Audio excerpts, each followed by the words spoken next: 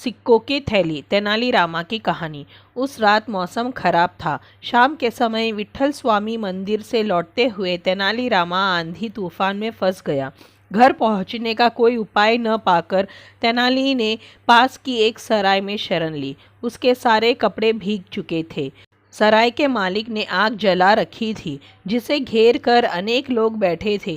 तेनालीरामा ने बहुत कोशिश की कि वह आग के पास जाकर अपने कपड़े सुखा ले, परंतु लोगों की भीड़ उसे आगे निकलने नहीं दे रही थी। ठंड से कांपता हुआ तेनालीरामा आग से दूर एक कोने में खड़ा वर्षा रुकने का इंतजार करने लगा। तभी सराय के मालिक की नज़र तेनालीरामा पर पड़ी। वह तेनालीरामा को जानता था। वह तेनालीरामा के पास आया और उससे पूछा कि वह इतना क्यों परेशान नजर आ रहा है।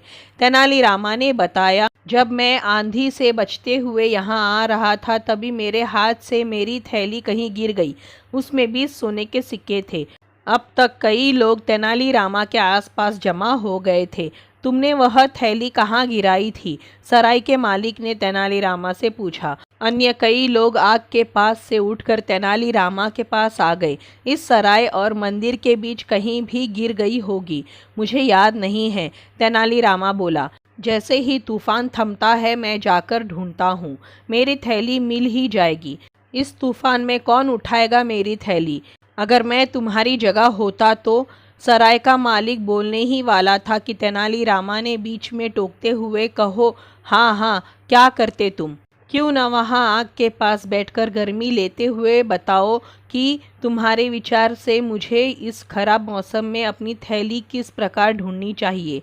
तेनाली ने सराय के मालिक को आग के इशारे से दरवाजे की ओर देखने को कहा। आग के चारों ओर बैठे आधे से ज़्यादा लोग चुपके चुपके सराय से बाहर की ओर जा रहे थे।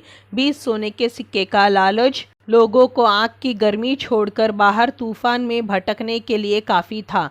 आग तपते हुए सराय का मालिक मुस्कुराते हुए तेनालीरामा से बोला, तेनालीरामा, मैं तुम्हारी जगह होता तो कथाकार बन जाता। तेनालीरामा ठठाकर हंसा और अपने भीगे वस्त्र सुखाने में व्यस्त हो गया। तो दोस्तों, ये थी तेनालीरामा की कहानी, सिक्कों की थैली। आपको कैसी लगी? अगर अच्छी लगी हो तो इसी तरह की कहानियों के लिए चैनल को सब्सक्राइब करें, वीडियो को लाइक करें, शेयर करें।